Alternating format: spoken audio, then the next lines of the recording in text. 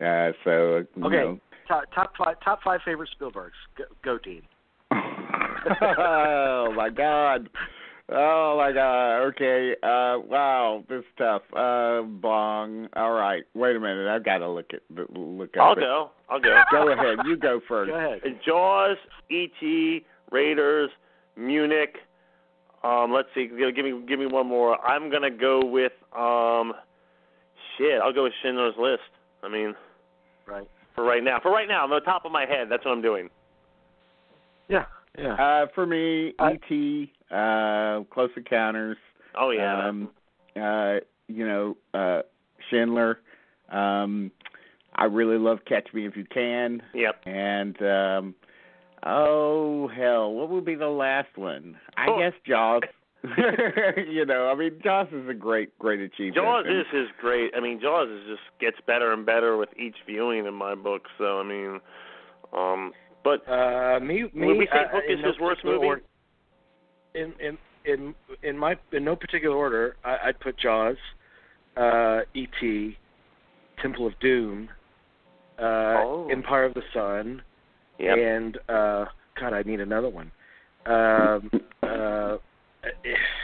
I guess I put Schindler there too. So I also have to give lip service to Duel. Duel you'd have to. Is amazing. Sure. But let me ask you guys a question though. What, would you say Hook is his worst film? Would we all be in consensus? No question. Okay. Easily. Yeah, it does. Yeah. I think a close second as always. Yeah, which I still have not seen. I have not seen all the way through. The main problem with Hook is that it just takes so damn long. Yes, it does. To get going. Yes. It just feels phony. Yes, it exactly. feels phony through and through. I don't know what it is, but all of it feels like artifice. I couldn't agree more. I think that's great. It does take so long to get going. It is. It's a chore. It was harder. It was harder for Dustin Hoffman to grope his female co-stars with that hook. Yeah. Although he could raise their dress up, their dress line up pretty easily with it. God knows what he's doing to Julia Roberts on the set of that one, but okay, edit that out. I don't want us to get sued. Did anybody see A Quiet Place? Yeah, easily one of the best films of the year. If not, I mean, it's an incredible movie year, but Quiet Place is directed by John Krasinski, who is the star, and of course, the veteran actor from The Office, and he stars with his wife Emily Blunt for the first time. First time that they've ever done anything together. So let that sink in, and why the movie. I actually think that's why the movie works so well. Yeah. I really have to say that is the heart of the movie right there. Yeah, I think they're both terrific in it, and it's got a very small cast that includes, Millicent Simmons and Noah Jupe as the kids. It's who I think are amazing in it. Millicent Simmons plays the daughter who is deaf, and they're stuck in a house.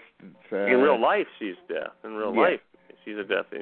Right. So it's quite an accomplishment. Quite a movie. Good. She's good in it, and they're stuck in a house that.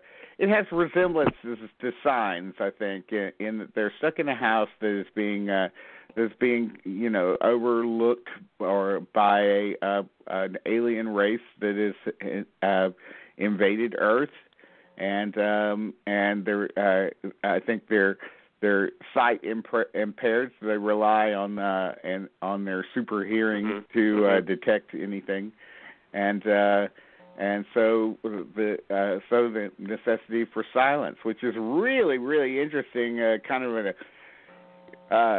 a weird social experiment in a way, watching it in a theater, because you're watching it, and the audiences start off as they always do in movies, especially noisier movies, rattling their bags and eating their popcorn, anything like that. Quiet. And then they get deadly quiet by the end of it. The end of the first, what we would call the first thing that happens, that audience, you could hear a pin drop for the rest of the movie. Oh yeah, they went along with it. What else is interesting about it is that horror movies are usually accommodate such audible participation from an audience. Yeah. So Dean brings up a great point, though, comparing it to Signs. It's like, imagine if Signs was like made by someone who really, really knew what they were doing, and made a really. I mean, I'm sorry, I have to, because that's I the love first thing. Signs. And Signs is all right, but it's like Signs is like kindergarten compared to this. Maybe. You know, I mean, but the other movie, if you want to do a compare and contrast, take last year's overly praised It Comes at Night, and just a compare and contrast of just what works and how you can make something work and be so effective and not have it bogged down so much like It Comes at Night. And it's just, this thing is just, I think this is like a master class almost on how to direct a movie, how to direct an effective horror thriller. I mean, this is a really smart movie. He's always been a good director. Krasinski did not like horror movies. That's he what would makes never it watch work. horror movies. Yeah. I think that works in his favor. Yeah.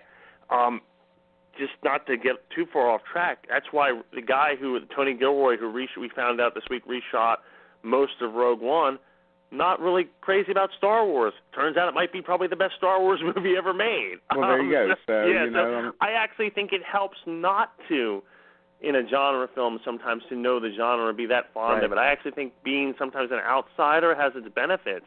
It does, clearly.